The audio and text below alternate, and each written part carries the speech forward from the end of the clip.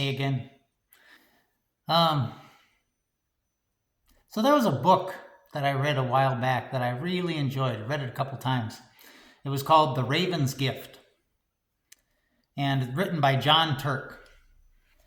And John Turk is a explorer, particularly Arctic explorer. And he was traveling by kayak and snow machine around Siberia, and there was this moment where his kayak had ruptured, got a hole in it, and here he is stranded in the middle of nowhere, and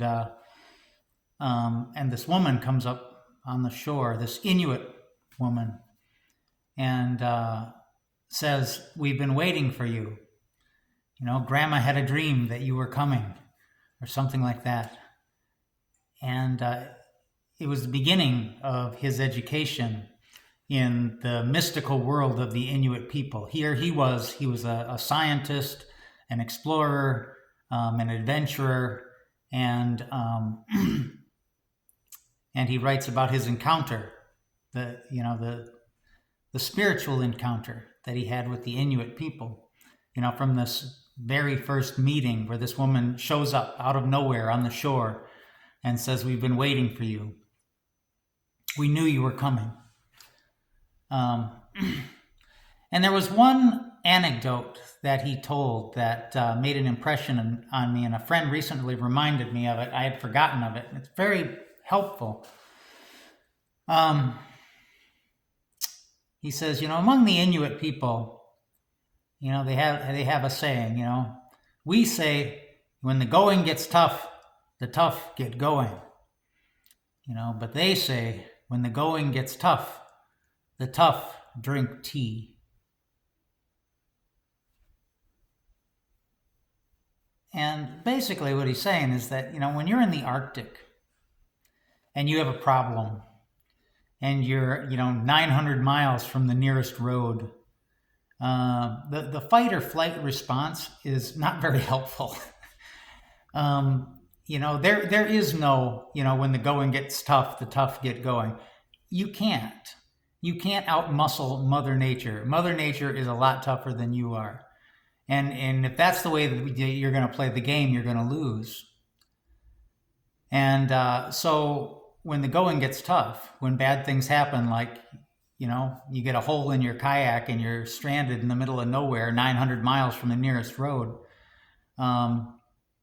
you sit down and you make tea. And as you're making the tea, you become calm. Your mind doesn't race.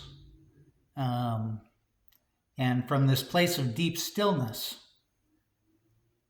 you are given a solution. It's not so much as you come up with the solution, but that, it is presented to you, from this place of deep stillness that is beyond thought. It's the realm of no thought, as Eckhart Tolle says.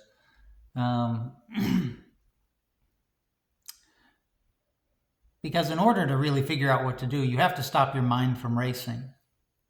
And it's not even right to say figure out what to do, because the answer comes not from you, but it comes through you. And so you have to make yourself this vessel so that answer can come through. So you have to make tea. I've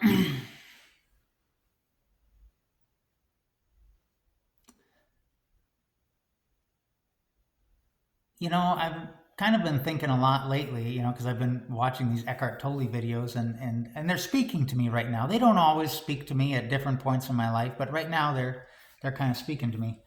And particularly at those times in my life where my mind is racing and I know I'm my own worst enemy. They're all about the way to stop thinking is to observe your feeling. Observe your feeling without judgment. Because what turns pain into suffering is all the mental commentary around the pain. You have this pain and you say, oh, this is a terrible thing. I hate it when this happens, or, this means that this is going to happen, or, the reason I'm having this is because of all this stuff that happened to me in the past. And pain is hard, but mental commentary is what turns pain into suffering. And so, whenever you're feeling bad, or whenever you're in a crisis, or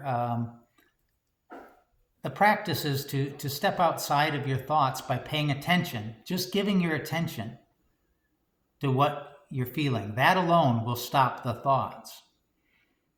Even if it's just for a moment, for me, it doesn't stop it like forever, just stops it for a moment. And I realized just how much that commentary is draining me of energy. I could probably deal with the pain, but it's the story.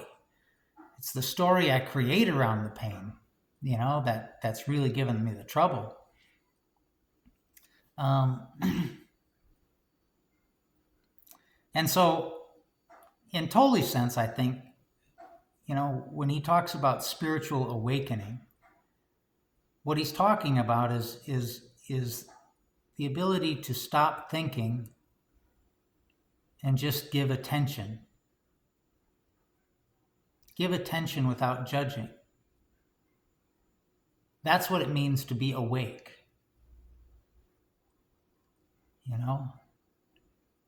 Because when you're awake, you notice stuff. When your brain is racing all over, you're not noticing things. So to be spiritually awake is simply to pay attention. And I think about this today because it's the Easter Vigil, to be vigilant, to keep vigil, to stay awake in the spiritual sense, is to pay attention, to step outside, your thoughts, like almost having an out-of-body experience where you just kind of watch things in a detached manner pass by. And the Easter liturgy is kind of like that. It's all of these readings. It's like 7 different readings where, you kind of watch the story of,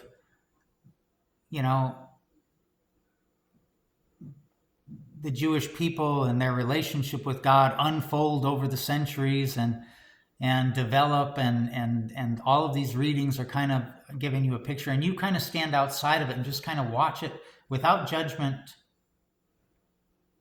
You just observe the great work of God.